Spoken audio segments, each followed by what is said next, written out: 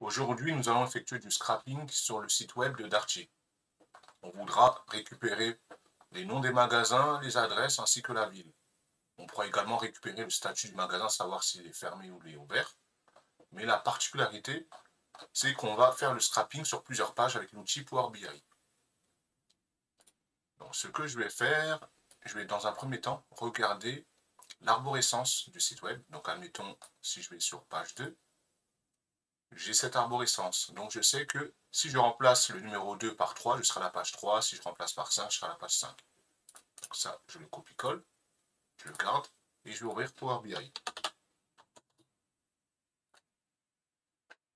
Donc Power BI va nous permettre en gros d'effectuer du scrapping sur plusieurs pages avec quasiment pas de code à taper. Donc on n'aura que une ou deux lignes de code à saisir, mais qui seront assez simples. Donc là, je vais faire quoi? Je vais aller sur Obtenir les données et je vais cliquer sur Web.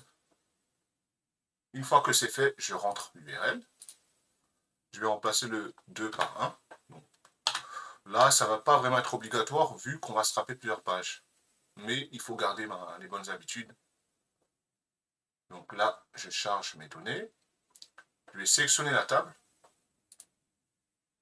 Donc j'ai mes colonnes, donc à savoir le nom du magasin, j'ai l'adresse, j'ai le nom de la ville associé au magasin, j'ai son statut, fermé, ouvert, et d'autres attributs. Donc pour l'instant, on va garder toutes ces colonnes. Je clique sur transformer les données. Donc transformer les données va ouvrir Power Query. Donc Power Query va nous permettre de modifier la data qu'on a récupérée.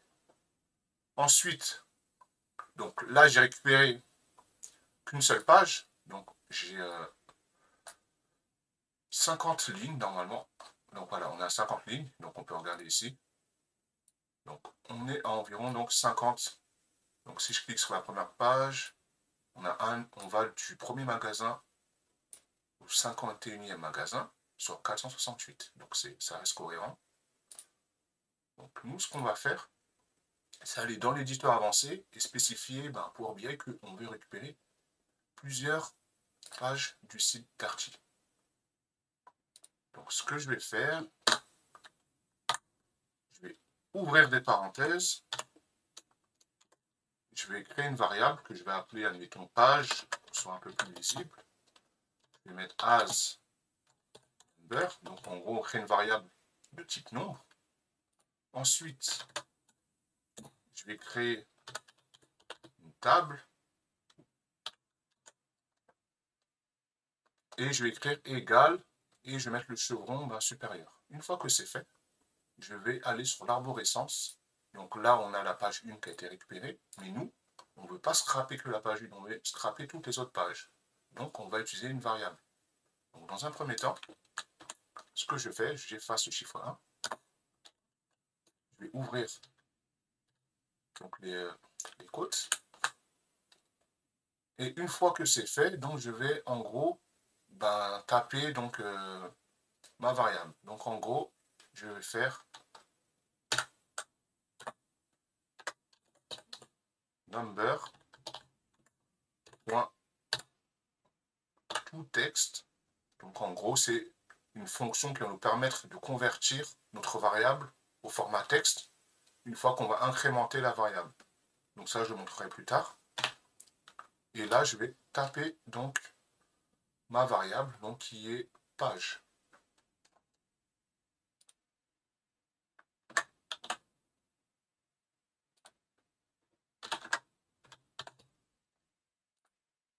Donc là, j'ai une erreur, je tombe comma.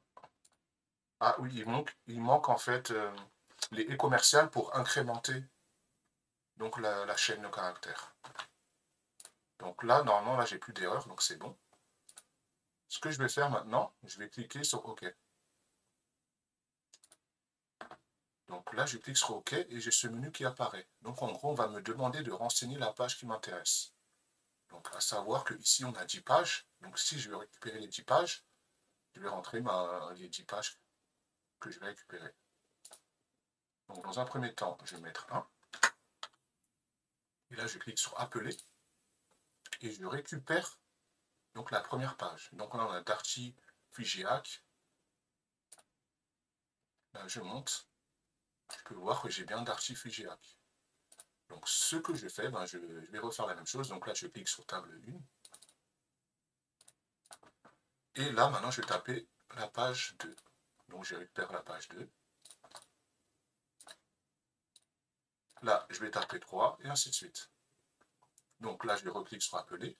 Pour que ce soit plus lisible, je vais renommer mes pages. Donc là, je vais renommer, je vais faire, admettons, page 1. Donc, page 1. Là, lui, je vais l'appeler page 2. Bon, voilà, on essaie quand même d'être assez organisé. Mais voilà, on peut voir que c'est assez simple avec Power BI pour récupérer la data. Donc là, on est sur un site qui n'est pas très compliqué à scraper, mais ça peut être intéressant si on veut faire du no-code. Maintenant que j'ai fait page 1, page 2, page 3, ce que je vais faire, je vais fusionner mes pages. Donc en gros, l'objectif, c'est d'avoir le tout dans un seul fichier. Donc pour faire la fusion, ce que je vais faire, je vais cliquer ici, à droite, et je vais aller sur combiner, et je vais mettre ajouter des requêtes. Donc ajouter des requêtes va nous permettre de fusionner nos tables, et donc les concaténer. Donc là, vu qu'on a 3 tables, je vais mettre au moins 3 tables. Donc comme j'ai renommé mes pages, c'est beaucoup plus simple. Donc là, je sais que je suis sur la page 1 actuellement. Je vais dire, dans ce cas-là, je vais ajouter les pages 2 et les pages 3. Donc là, je clique sur ajouter. Ensuite, je clique sur page 3 et je clique sur OK. Donc maintenant, ma page 1, de base, elle faisait 50 lignes.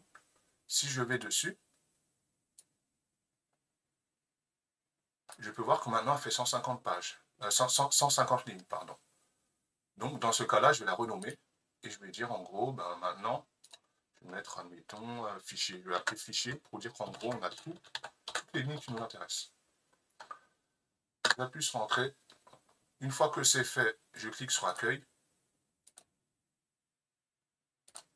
Et je clique sur Fermer et Appliquer. En gros, je vais sauvegarder ce que je viens de faire.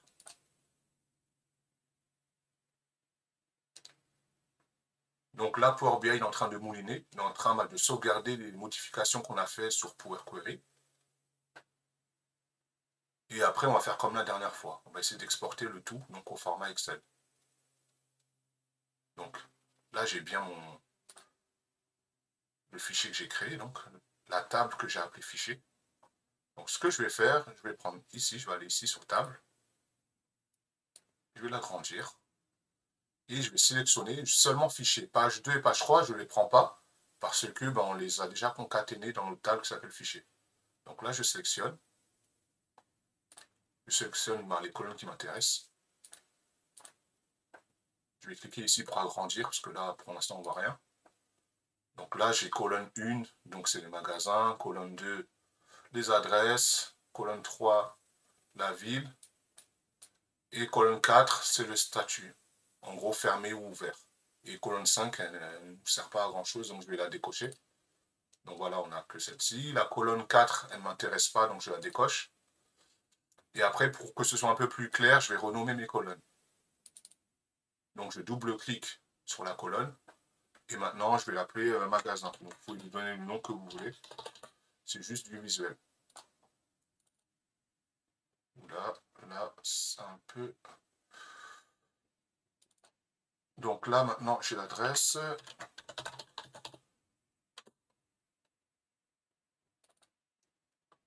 Et on a la ville. Après, une fois que c'est fait, maintenant, j'ai mes colonnes sélectionnées, je les ai renommées. Je vais exporter le tout au format Excel. Donc, je clique sur exporter des données. Donc là, je vais l'appeler Darty, ça va être plus simple.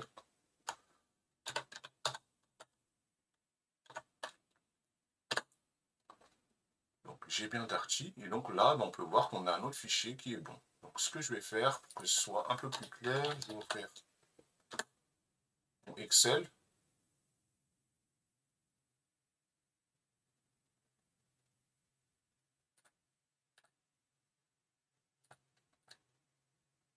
Donc là, je clique sur File. Ce que je vais faire, donc je vais aller dans Données.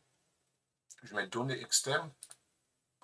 Et je vais mettre Fichier texte. Parce que notre fichier est dans CSV. Et pour éviter qu'on ait des soucis de format, je vais l'ouvrir comme ça. Darty, normalement, on a un dossier qui s'appelle Darty.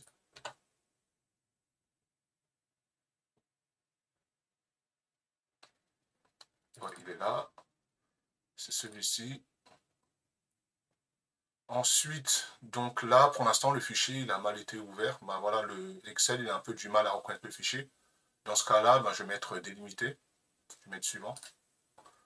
Et on peut voir que c'est séparé par des virgules. Donc, je vais aller dans Autre. Et je vais taper virgule. Et là, on voit qu'il arrive bien à dissocier les colonnes. Donc, on a la colonne magasin, la colonne adresse et la colonne ville. Je clique sur suivant et je mets terminé. Après, derrière, il faut quand même avoir un minimum de compétences sur Excel pour pouvoir nettoyer le fichier. Donc, parfois, on arrive à scraper les données, mais souvent, il faut passer par Excel et nettoyer les données. Voilà, on peut voir qu'on a nos différentes colonnes et qu'on a notre fichier Excel. Je vous remercie d'avoir suivi le tuto et je vous dis à la prochaine. Au revoir.